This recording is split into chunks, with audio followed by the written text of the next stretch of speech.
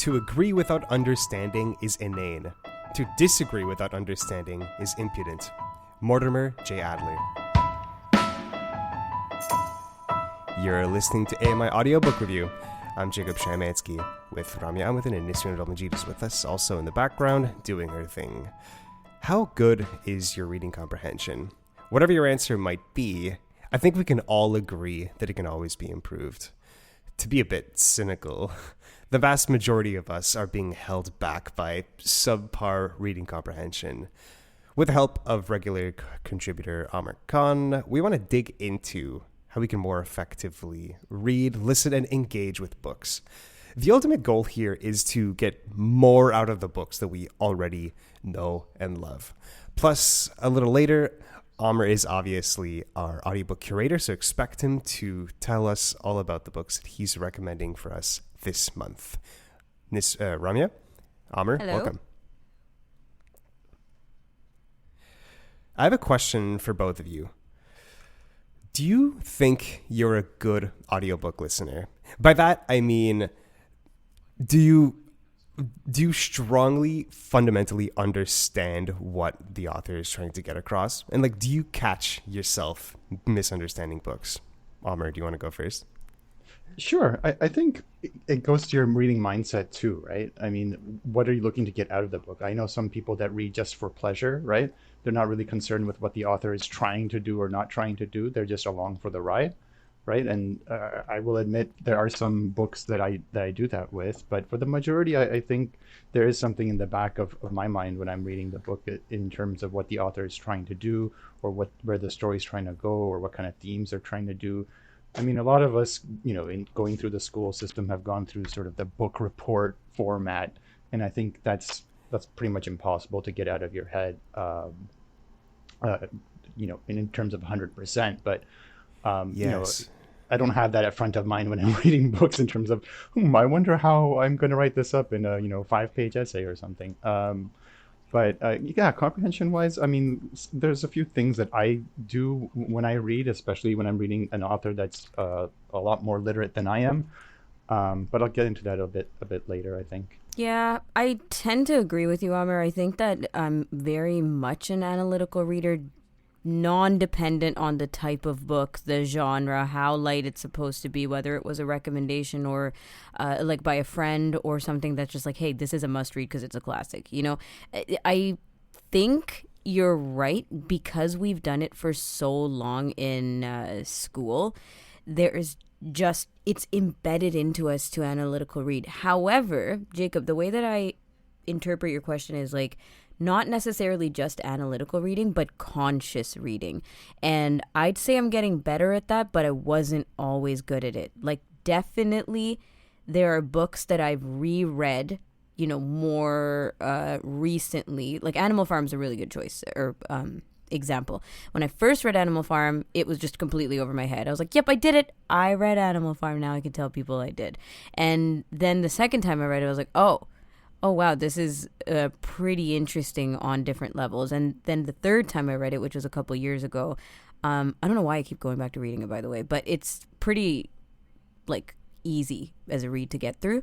So anyways, and then the third time I read it, because of the contexts that now I have just in the world, it made it even that much deeper. So I'm getting better as a book reader or as an audiobook listener for conscious reading, and I do catch myself more, but I know, even just during these conversations on audiobook review, that people have way better reading comprehension than I do.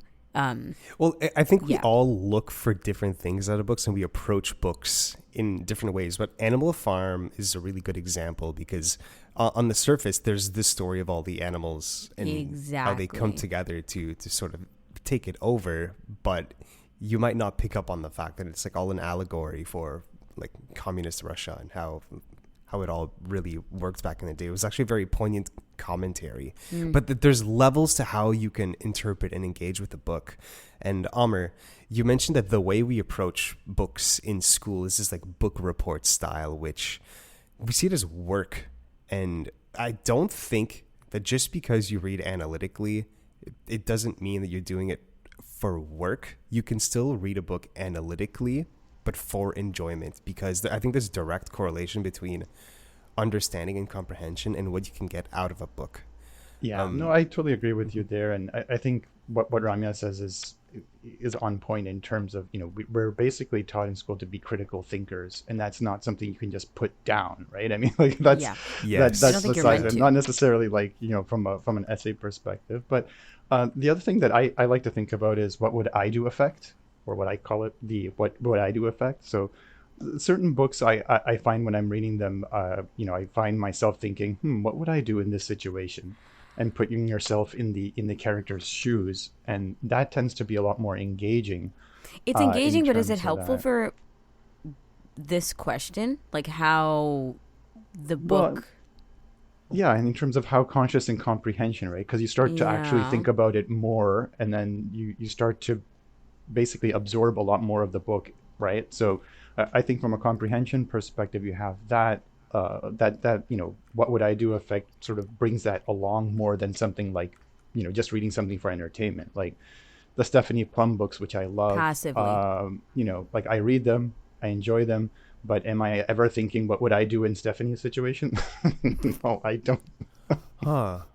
That's an interesting way of engaging with the book, but does that work for every book? Like, what if the main character is a horrible person that like robs banks? Like, are you going to ask yourself what you would do in that situation? Would you rob a bank? Even better. Even better. Well, that's why I put the caveat there, right? Like some books you do ask that question, some books you don't, right?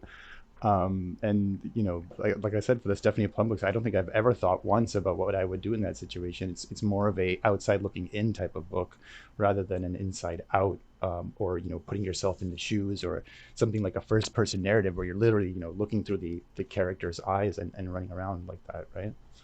Well, I think the question, I think the question, what would I do in this situation?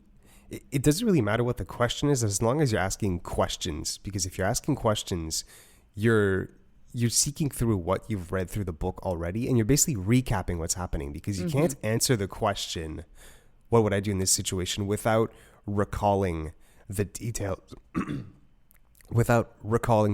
of the story, and like digging through what you already know, and essentially like making connections in your brain, because you can very easily just keep turning pages, just keep listening to that audiobook without ever stopping and thinking about what you just listened to. Yeah, and going back to what you were saying earlier about basically what the author is trying to do, I mean, there are some authors which absolutely love referencing other authors and books. And sometimes I look them up, I'll be honest, and most times it depends on how many references there are and things. In my case, my personal case, but one of the narrators we love is Julia Whelan, and I don't think I've come across a single book which she's narrated which doesn't reference about half a dozen or a dozen more other books. And again, it's a shorthand for authors to sort of tell the reader where they're going with this, or to give a bit more depth to the book, but I'm not sure I engage that way. I definitely don't. Sometimes actually, when there are many references, pop culture references or otherwise, I feel like the author's leaving me behind. And that might just be, a self-critique of like how well I comprehend books versus other people, right? Because again, it feels like we're doing it for a grade. Like, do I understand this book as much as Jacob does or Aamer does? Or, am I not getting the depth of it? It's interesting to have discussions about books with, book club members, for example, like with other groups of people, because then you can really feel like, oh yeah, I got what this other person got out of the book, or something completely different, or like less than or more than the group. But I do think that comprehension can feel poetic. Like, I think we've touched on a lot of the analytical side of things, but there's also just this, I often talk about like writing style, right? And things like that. And I love getting into those more philosophical discussions around books. And that has nothing to do with these citations or references or, how many smart things this author did or said. The thing that prompted this whole conversation about audiobooks was I found this book called How to Read a Book by Mortimer J. Adler. It was an old book that came out in the 1940s, but got a decent revision in 1972. That's still nearly 40-year-old book. Yeah. But it still had some really interesting things to say. Although it was dated in the sense that it was telling you like how to use a dictionary and like how to use a library properly. Maybe some of us should still learn about that. Yeah, but a lot of it is things that I feel like we deeply understand intrinsically, but to have it worded like articulately really it made me understand the levels of reading comprehension, and that reading comprehension leads to just more enjoyment out of a book. And this is why I wanted to bring it up in the first place, because I know that the conversation around like reading comprehension can tend to be a bit pretentious, but I think the goal here is to just do better with the books that we get. It's literally, you get more bang for your buck. We are paying for these books. Let's enjoy them as best as we can and nurture the skill of reading. And this book, How to Read a Book, made me so self-conscious about my reading comprehension. It just made me feel like a dummy, to be honest. Then imagine the rest of us. Okay, what did you pick up? Okay, so you said some of it most was outdated, but book, overall. yes, yeah, okay. Let me go through what I thought was really insightful. A lot of this book had to do with nonfiction. It was a bit of an academic book, but they do go into fiction, but they call it imaginative literature, which I thought is very beautiful.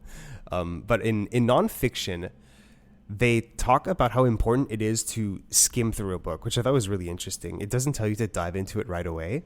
It really insists on you reading a book, like reading the introduction and the conclusion and the preface and the table of contents attentively, and going through the first paragraph and the last paragraph of like every chapter, just to get an idea of what the author is getting across. And to make sure that even before you really properly sit down and read or listen to a book, you need to actually understand what the author is trying to do. The argument being that, the the author is approaching this book with a goal, right? And how are you supposed to interpret what he's telling you without understanding what his point is, like what the ultimate goal of transferring the information? You need to like fundamentally understand what you're reading. Okay. And he also says this with imaginative fiction, where he says you need to know what genre you're reading. You should never pick up a book not knowing what it's about, because you're gonna, which I thought was really interesting. What do you think about that, Rams? Okay, yeah, I tend to agree. The thing is, like, now, and we're going back to like when this book was published, right? Now you can do all this ahead of time just by reading the reviews of a book. Yes. You know, a lot of it you'll get on the reviews. Exactly. You'll get a lot of it on the Goodreads page. You check that out, you skim through all those, and then you get into the book.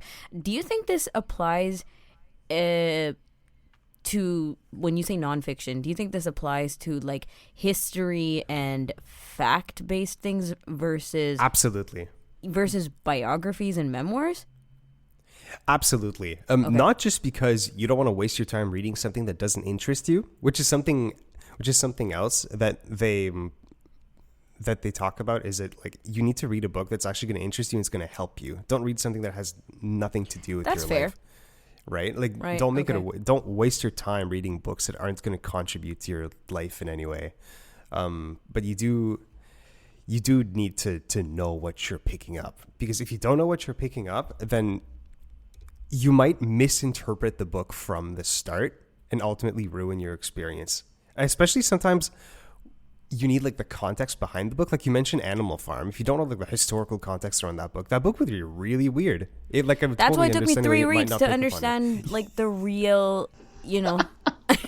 Sorry, I'm cackling here in the background because 2 reasons. Number one is that I love to open a book up totally cold, not knowing anything. Interesting. And I might have to read it twice, but like Ender's Game was an example. I had no idea what the heck that book was going to be about. And, read through that. There's some Matthew Riley short stories too where I read it and I'm like, I don't know what the heck is going on. And I had to read it a second time.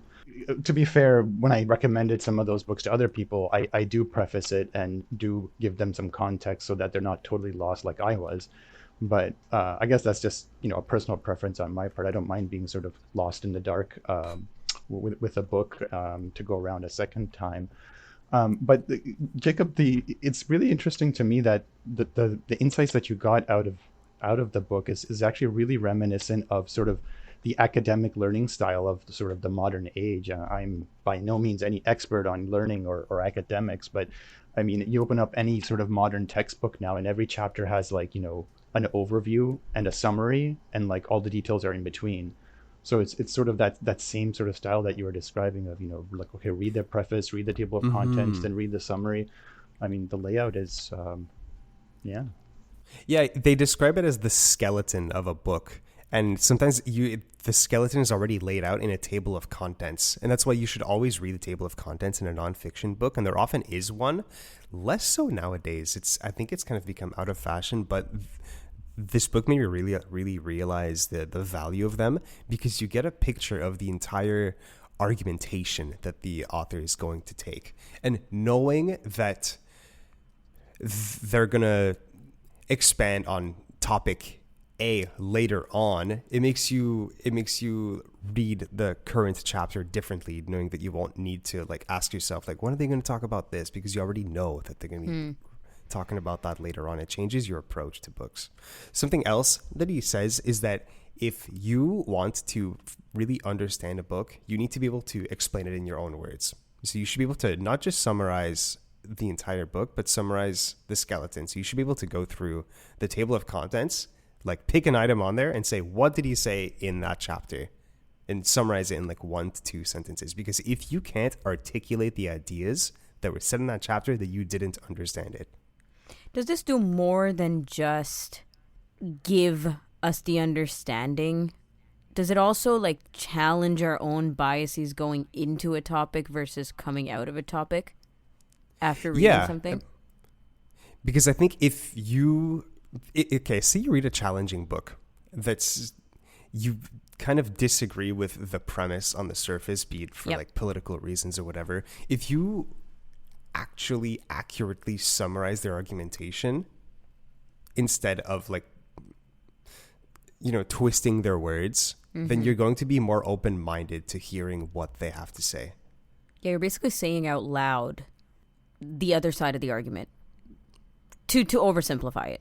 I think it's about memory as well, right? I mean, it just sticks around more. Definitely. So you sort of subconsciously think about it more, right? Sort of similar to, just listening to something and then actually writing it down. And maybe you don't even look at that paper again, but that act of actually writing it down and thinking about it sort of sticks in your memory a little bit better. You're testing yourself. That's what it is. And you also need to be open-minded when you're approaching a difficult book that's challenging your values. So don't disagree with something without understanding it. This is exactly what the quote of the week was. But don't agree with things without understanding either, because that's just embarrassing. Then you're just like pumping the ideas of the author right into your brain without considering any of it. And in that case, you're literally just a sheep. Like, think for yourself. And if you disagree with an author without understanding, then you're just being disrespectful. You're not hearing them out. You need to understand. Interesting. Because I think, Aamer, what you alluded to earlier, or like outright said actually, that you'll do the, what did you call it? What would I do effect? That kind of exercise, I think, directly talks about this, where you're getting what the author's writing down, but you're almost able to arm's length yourself and say, okay, but if I was this character, maybe I wouldn't take this path, or that's not the way that I would have done things, which is like a healthy separation from what you're reading, or it's not like everything the author is doing is gospel. And I do tend to fall into that hole, by the way. Like, I tend to... Me too. Yeah, I tend to challenge my own value systems after reading something or engaging with something or someone that disagrees with me. I then go, oh, well, maybe you're right. And I tend to, kind of dig myself. I think you mentioned in a previous episode, Rams, that you easily convince at a charismatic review. Absolutely. Well, you can get very easily swayed by and that was just before the book. So can you imagine right? after? Yes. Yeah, exactly. It's just like when somebody is eloquent, it makes their points sound so so reasonable, even though they So might not smart. be on the surface. Must That's be why right. you need to summarize what they're saying. What do you really say? Get rid of the fluff, get rid of the meat, just go down to the skeleton and break it down. What are they actually saying? And all of this pertains to nonfiction and more like academic books and memoirs and that type of thing. Yep. But when it comes to fiction, they do talk about it a little bit in the book that I read. I thought this quote is pretty clear on what they have to say here. Imaginative literature primarily pleases rather than teaches. It is much easier to be pleased than taught, but much harder to know why one is pleased. Beauty is harder to analyze than truth. Ooh. Now, yeah, I love that because love it's not that. Yeah, it's not about what you can learn from a book. It's about what you can experience out of a book.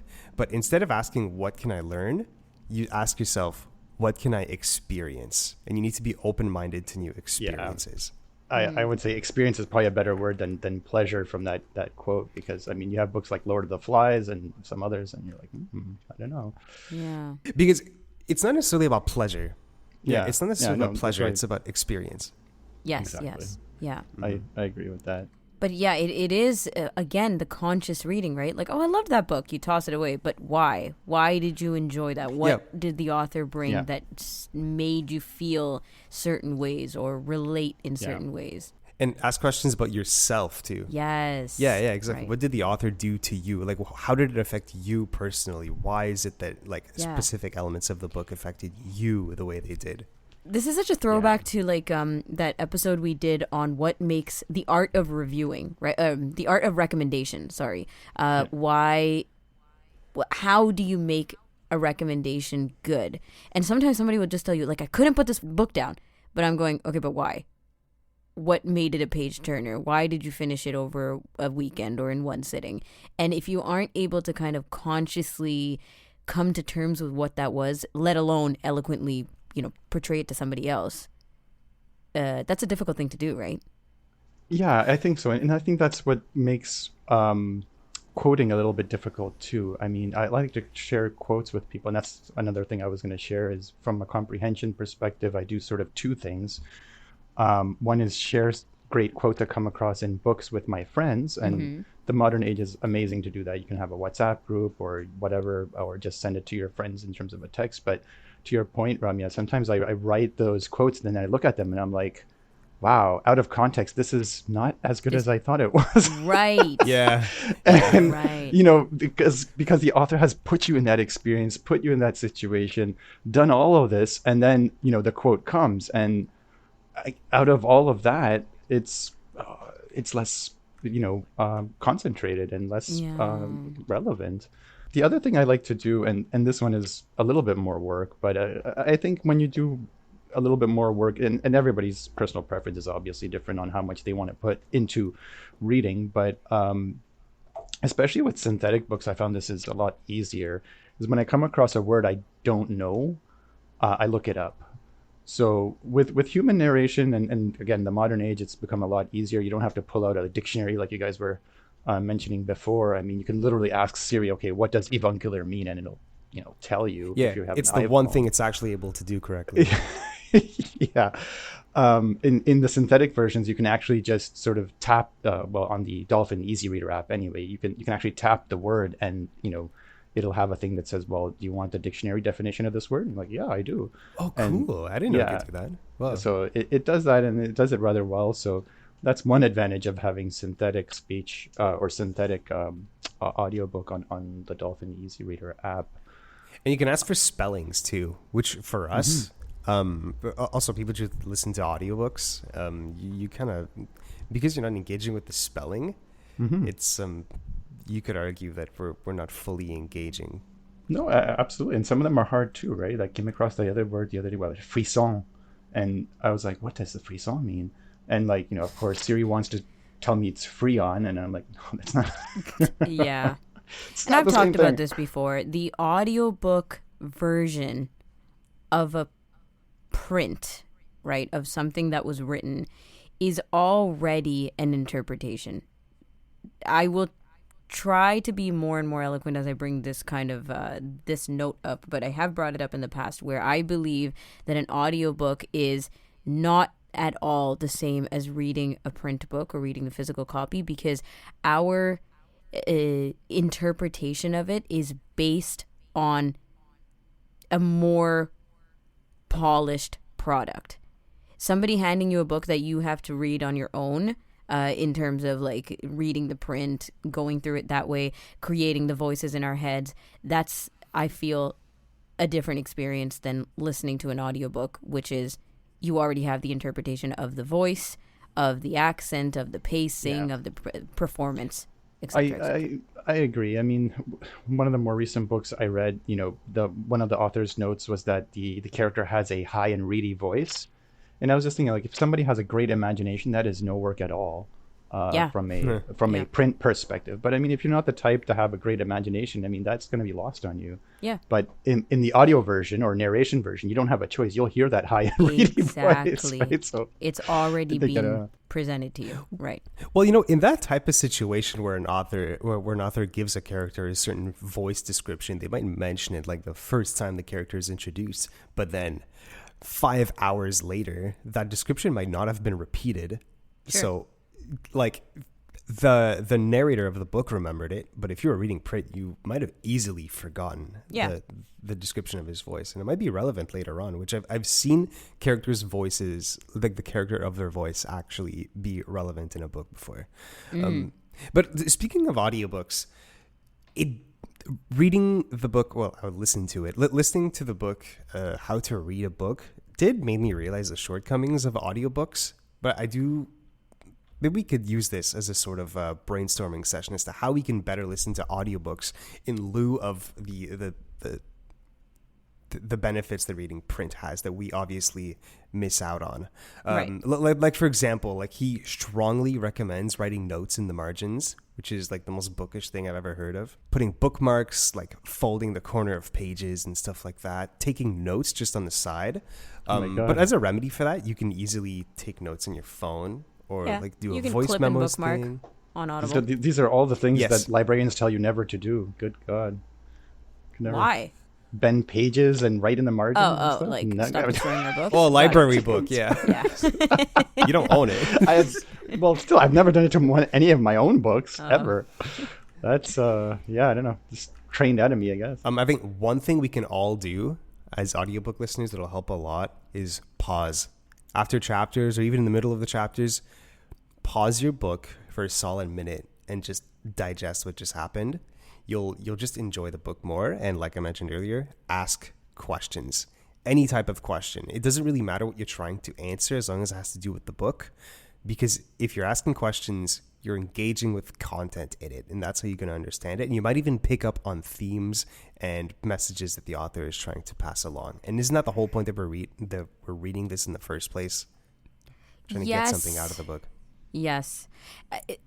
I am not great at asking questions, but I do go in kind of blank slate. I try not to compare this book to even a previous book that the author wrote or a previous book that I read on the same subject or my last favorite book in this genre. I really try not to because I think it ruins the magic. I totally agree, but I do allow myself to ask those after I'm done the book. Like, which book did this remind me of? Sure. Which... or it comes across naturally as you go through the book. Right? How did this stack up to something else? I mean, sometimes authors do it on purpose, so they reference their other books and stuff like that. But yeah, fair. But no, and there's certain things you can't get away from, like writing style. If an author wrote a second book or third book, you're obviously paying attention to that kind of thing, to see if you're still interested in this author, still respect them as a writer. But but the asking questions is very conscious. Like that is, I think, still very different from going in blank slate, going in open-minded. You ask questions because you're trying to engage further. Yeah, and going back to Jacob's comment about pausing, I mean, it's really hard to do. I mean, like, like even for the, word that you come across that you don't want to stop the flow and stop the magic, as Ramya, put it. But I think you do get a lot more out of it. I mean, one thing I've tried to do more is pause books when they reference songs that I don't know. and then go to YouTube and play them. I mean, like, And it's send the so songs to us.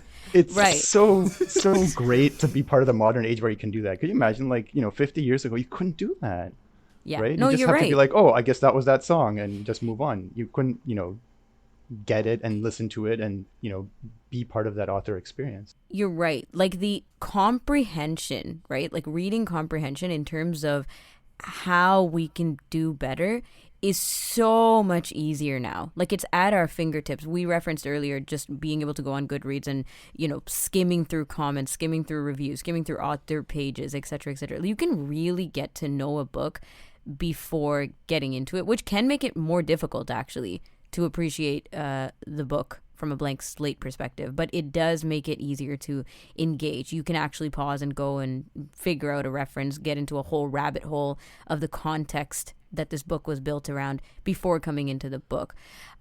When you say pausing, though, I don't do any of that. I do try to figure out how long I can sit with a certain kind of book and then put a timer, though. Like, I try not to say, hey, I feel like reading, and then just go until I'm exhausted or fatigued or distracted. Instead, I say, I'm going to do a half-hour stint. And I think that helps with me. Smaller sessions, yeah, that would help Yeah. a lot too. I think that counts as well. Like, you don't need to pause every 10 minutes. That's not what I'm saying. I'm saying, like, anytime you come across a passage that you thought was particularly dense or it felt meaningful, Yep. but like you didn't fully comprehend it, you just need like just a minute to digest it all and maybe just think about what happened. And I think what happens is if you don't pause, when you want to take a minute to just ponder, the book continues going. Yep. And then Yep. suddenly, like, everything you just heard is like out of your head, and you're just back Yep. to listening This to is the a book. this is a huge downfall of binge culture, I'll say. Like, we are now, Yes, absolutely. right? Speaking of everything at our fingertips, we can go through like 1984 when we did the George Orwell Audible adaptation. Like, I finished that in one sitting, but that is a depth of content to go through, and a lot, like, you can let a lot sink in from minute to minute to minute in that what was it, like 4-ish hours, but I did it all in one. And I think that I ought to go back and do it again, because a lot of it must have gone over my head, or now it's just not as fresh anymore because I didn't spend time retaining or reflecting between episodes. Just like episode by episode, right? Like, you want to take a break in between, even if it's just like a minute or two. Just force yourself. And it's about building habits. That's how Sure. you become good at anything. You need to catch yourself when you don't understand. And don't lie to yourself. You need to recognize when you didn't understand something and reread it. Use that go back 30 seconds feature and like hit it a couple times and just re-listen to passages you didn't understand. Yeah, I think a good step one is basically to pause when you enjoy something. And just let it, Yeah. that's something Yeah, I do whenever I absolutely. come across something that's particularly humorous. I'll pause and just let myself laugh for a couple of Yeah. seconds. Cause, No, Yes. that's so true, Aamer. Yes. Because you are not going to understand anything in the next 30 seconds because you're too busy Because laughing. you're still replaying it in your head. No, facts. So I think that's a good step one if you're not used to it. I think I just wanted to comment on the sleep culture too. So this is something that I think all of us audiobook listeners at some point are guilty of, which is setting the sleep timer and then sort of drifting off. And then Actually you're like, falling wait, asleep. Yeah. what the heck happened? Oh, Yeah. Yeah, you are It's not comprehending interesting. with reading. no. It's interesting because it's such an individual personal experience, right? Like, we're not all reading together in reading circles. So, like, during these conversations, like Jacob, that one time you said you just sit with a cup of coffee and sit straight up on your couch and read for, I don't know what you said, like an hour, 2 hours, whatever. I was like, what? Like, I often am laying down and falling asleep while reading and then have to go back. But I'm thinking, for many of the contexts that we talked about today, probably not great for reading comprehension. But at least you're recognizing that you weren't paying attention. You Well, said now you I go do. back after you wake up. Yeah, At least, Yeah. so that's a good habit right there. that's Yeah, fair. and Thanks. from a comprehension perspective, I think some of us can realize when we can't engage in a book in certain situations, right? If you're on a bus and you're standing up and you're more conscious about staying upright than getting tossed around, then your comprehension about reading Animal Farm is it's going to be nothing. Yeah, right? if you only So- get the 50%. It's true, though. Distractions huge thing to consider when you're talking about audiobook listening, because we talked about this before. Audiobooks you can listen to while you're doing practically everything and anything, including driving, right? Which may seem like, great, I have 2-hour drive, let me turn on an audiobook. But you're not fully engaged because you're still doing other things. Your brain's still taking on other tasks. And so I wonder how much that actually depletes in reading comprehension. And again, we talked about this too in terms of what type of books you're reading too, right? I mean, some books don't require a whole lot of attention to be paid, and other books are super dense. They may be 80 pages, but there's like a whole lot in there. Yep. And some books are the opposite. Like, exactly, yeah. Where they say very little in a bunch of pages. Sure. Yep. If there's any point we'd like to get across here is that reading comprehension equals enjoyment of a book. You're going to get more out of a book if you understand what the author is trying to say, and you're going to be more fun at book clubs. But after the break, we're going to be talking to Aamer again. Aamer, you're going to be presenting your audiobook curator picks for this month. There are a couple of suggestions for our listeners. That'll be right after the break. You're listening to AMI Audiobook Review. I'm Jacob Szymanski. We'll be right back.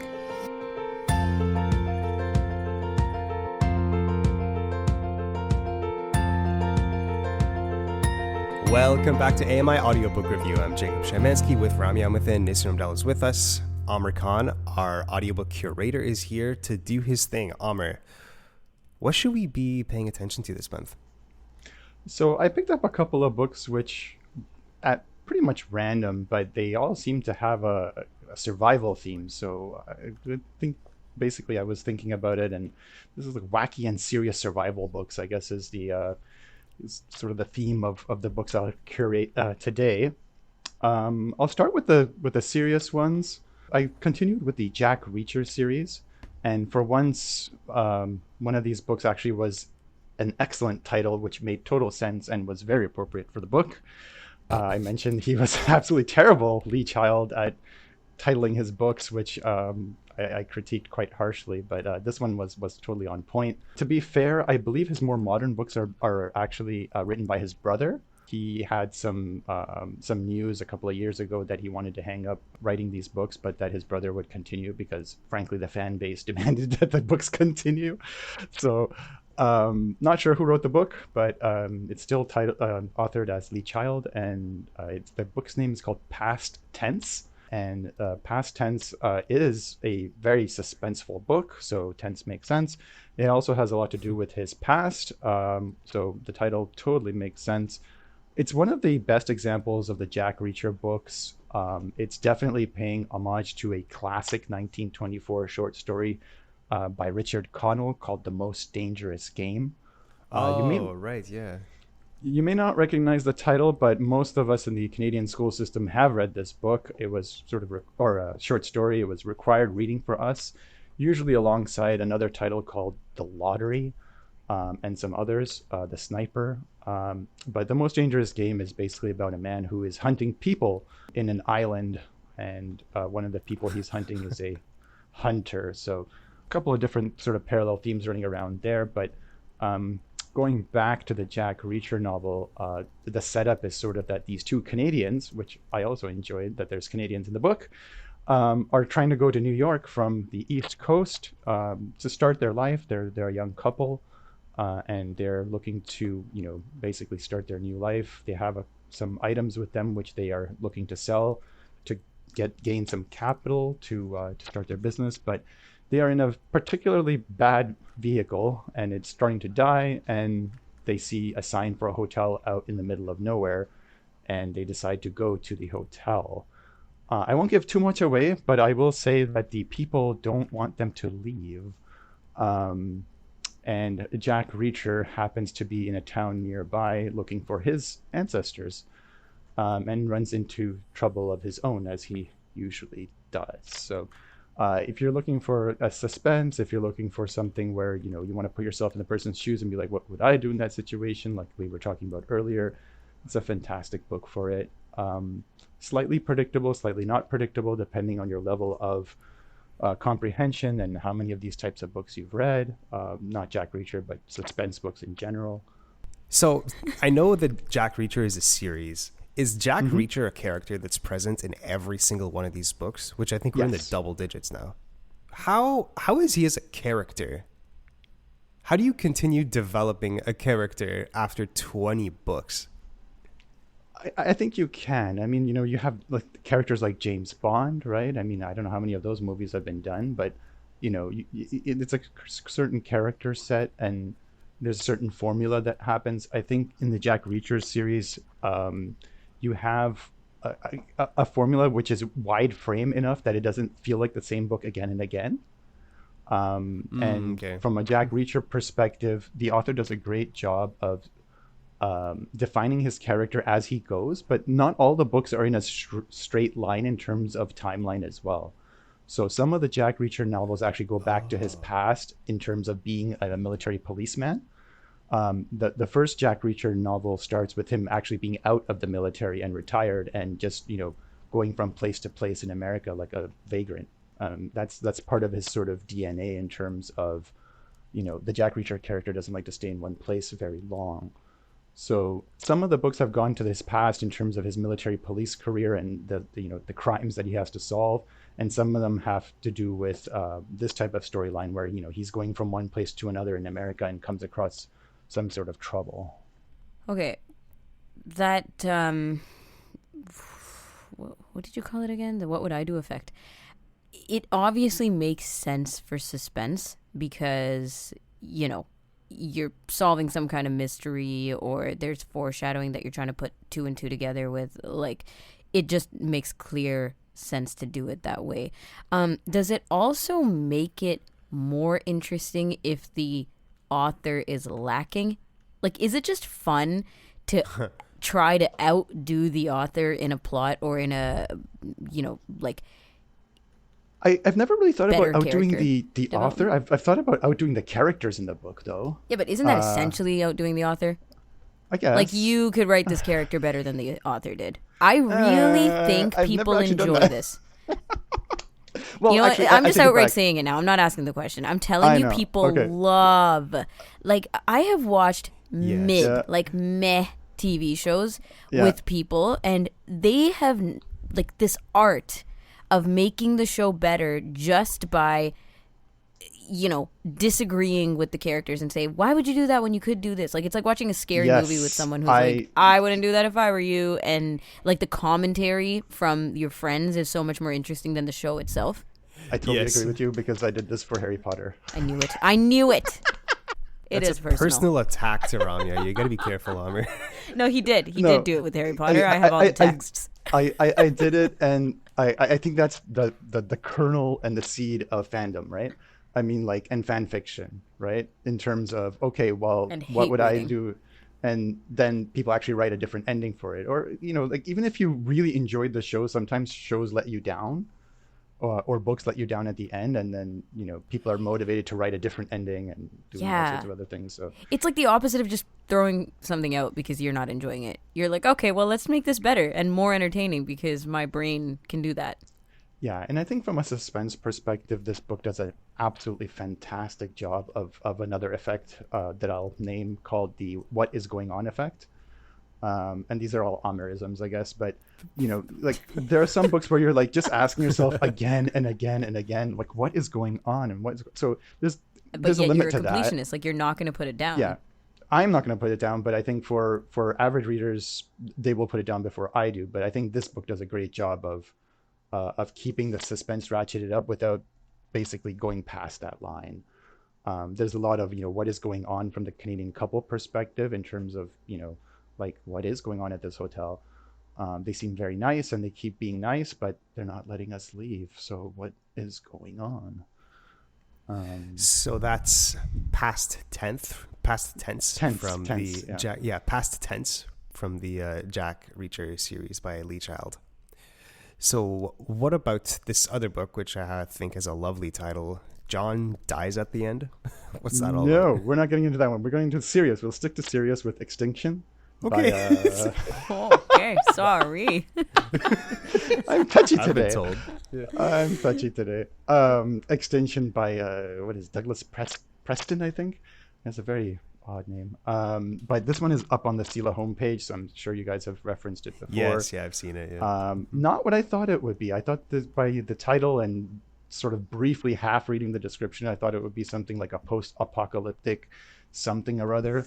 But it's not. It is much more of an adventure, suspense, survival thriller, more sort of Jurassic Park-esque, but done well. I enjoyed this book. If you like books like that, or a book, the author Matthew Riley, I think there's some depth to this book, but there's a lot of sort of action and adventure, and it's well done. The premise of the story is basically sort of Jurassic Park-like in terms of this company has figured out how to de-extinct animals, and has de-extincted woolly mammoths and all these sort of vegetarian dinosaurs or prehistoric animals, but nothing aggressive. And then two people end up murdered at the beginning of this book, and nobody knows how or why they could have been murdered, because the whole park is camered, and the animals are friendly, and it's a very difficult place to get to, and that's why they chose it in Colorado. So the Colorado State investigators come to town to check out what's going on, and the story sort of jumps off from there. Both books are intelligent, past tense and extinction, and I think that's why I like them. The author doesn't make the assumption that you're stupid. There's a lot of intelligent people in the books, and they're the way they think is very intelligent, and I think a lot of us would think the same way. So, and it makes you feel intelligent too. It makes you feel intelligent and really puts you in that situation too. In both books, it makes it feel a lot more real. Well, there's nothing worse than books that have dumb characters, than books that treat you like you're stupid, like repeating information that you really ought to know by now, like repeating like the relations between characters. Like I've seen books where it's just repeated over and over, where like character A is character B's sister. It's like repeated a weird amount of times. And it's like, okay, I get it. I'm not stupid. And it's so transparent that it's the author trying to make you understand. But it's just like, it's also making it clear that the author thinks you're stupid. Well, and elements of realism, especially with action movies, you get a lot of, different types of tropes and non-real things happening, right? Like, in the wackier books I'll talk about later, there's a quote from one of the characters like, don't worry, I'll go into the gunfight. I'm the good guy, right? The bad guys always miss. It's like, okay. Like, spoon feeding. And the other characters like, this isn't the movies, and I'm like, well, it's a book, but yes, it was an enjoyable. But it could quote, maybe be a movie soon. Yeah, who knows? But speaking of which, The Most Dangerous Game has been 2 film adaptations, but both are before any of us were born, so I haven't seen any of them. But there have been some TV shows, and I mentioned the Terminal List series before. There is a book called Savage Son, which the author has directly said pays homage to The Most Dangerous Game. It was one of the books that he was inspired by to write the Terminal List series, and he has an actual book which has that pretty much as a backbone theme. Numerous TV shows have had this theme of The Most Dangerous Game of hunting people as well, including Relic Hunter, which I believe was shot in Canada and Toronto with Tia Carrere and a bunch of others. But I think we'll move on to the wacky side of the town. Yeah, now can we talk about John Dies at the End? We can. So these are books written by David Wong. He actually has 2 series. One is called John Dies at the End, and the other is the Zoe Ash series, which I reviewed a long time ago. But I didn't get to read the first book in that series. And I went back, and I'm reading it now. It's unfortunately in synthetic, but I find it's very readable in synthetic as well on the Sela, in the Sela collection. And the title of the first Zoe Ash book is called Futuristic Violence and Fancy Suits. David Wong is known for his sort of wacky titles, and his books are definitely off the wall. They're slightly profane in the fun sort of way. I mean, there's no edge to the profanity, but definitely not for everyone. The John Dies at the End series, that's the name of the first book as well, is definitely more off the wall and less sense making, if if I can use that term, than the Zoe Ash series. It's very all over the place, and about two guys which are, like, I would describe as total dudes, but are trying to do the right thing. And Dudes. yeah, it's just. What do you mean, dudes? What do you mean, dudes? They're dudes. They have no education. They're sort of the anti-action hero, right? Like, they have no education, they have no skills, but end up in these strange situations. Oh, okay. That they have to deal with. And like I said, not all of it makes a whole lot of sense. But they're sort of more. Their thinking is open enough to interpret things a little bit better than somebody who's more rigidly educated. So very fun books, for me at least. Like I said, not for everybody. I would say, read the first couple of chapters. If this is not your thing, then it's not going to get better. But if you're absolutely enjoying it in the first couple of chapters, you will continue to enjoy it. As I said, John Dies at the End is a series where it's not designed to make a whole lot of sense, so don't try to use too much of your logic circuits. But the interesting mix of this genre and this author is that the books will make you think about things in different ways that you never really thought that you would think about them. Like what? Like, give me an example. There's lots of themes of, like, whether the government is good or whether the government is bad. Interpretations about, good and evil, and the what would you do effect, and all these types of things, especially in the second book for the John Dies at the End, which is called, this book is totally covered in spiders. Don't touch it. That's the actual title. In brackets, don't touch it. Yeah, it's not even in brackets. It's part of the title. Oh my god! Is it the type of book where you're not expecting, are you saying that it does give you things to think about because it doesn't give you the impression that it would? I don't know. I mean, it's a tough question, because I think when you start reading, you have the what is going on effect pretty much the whole time. And then the second book puts into a lot more context, because it basically talks about like an outbreak. And, when you get into the meat of the second book, there's decisions about, what do you do with a city that's infected and you don't know who's infected, right? So you have these morality questions of, do you quarantine it? Do you kill everyone so that it doesn't spread? Like, what is the right thing to do in this case, right? So bigger questions like that, but smaller questions too, in terms of, how do you live your life if you are the one of two people that can see things that other people can't see, right? So sort of the questions like that go around. The Zoe Ash series is a bit more grounded. It takes place in the future. So again, it's an off-the-wall book. And when I say grounded, I use that term very loosely with David Wong. But the book makes more sense in terms of, following a logic sort of pattern of events. Zoe Ash is somebody who lived in a trailer with your typical sort of non-education. I think David Wong likes to have characters like that. But her father was a billionaire of some description who was also a gangster of some kind in a sort of man-made city out in, I guess, so somewhere in the desert. So again, this takes place in the future. The city is not ruled by government like we know it. In the future, it was sort of like a privatized, man-made city that rules itself. And the book starts with basically her father passing away, and these people trying to convince her to come to town to open his vault, because apparently only she can open that vault. And she's been estranged from her father for her entire life. She's lived her life completely separately. She wants nothing to do with this man, to the point where for her 16th birthday, he tried to give her like $100,000 car, and she was just like, get out. So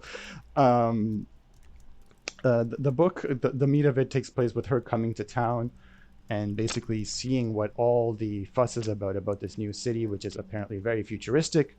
And yes, there's people with fancy suits, so the title makes sense. But there's all sorts of sort of situations she has to deal with that she's not theoretically equipped for. But again, David Wong does a great job of sort of giving his characters that street smarts that isn't necessarily book smart, but is very entertaining to be a part of. Okay, so he's definitely got a style there, something he really prefers writing about. Do you want to give us just a quick recap of those the books that you recommend today, just the title and author? Oh, absolutely. So first was Past Tense, which is a Jack Reacher novel by Lee Child. The second one being Extinction by Douglas Preston, I believe, which is on the CELA homepage. John Dies at the End by David Wong, which is the first book in that series. And the first Zoe Ash book is called Futuristic Violence and Fancy Suits by David Wong. Okay, awesome. And as always, we're going to be putting those books in the podcast description for anybody who's interested. Well, that's all the time we have, Aamer. Thank you so much. Thank you. You're very welcome. Happy reading. All right, we're going to wrap things up. If you have any feedback for us, you can call us at 1-866-509-4545, or you can leave us an email at feedback@ami.ca. Ramya Amathan was with me, Nisrin Abdallah is our technical producer, Aamer Khan was our audiobook curator and regular contributor, and I'm your host, Jacob Szymanski. This was AMI Audiobook Review. Thanks for listening.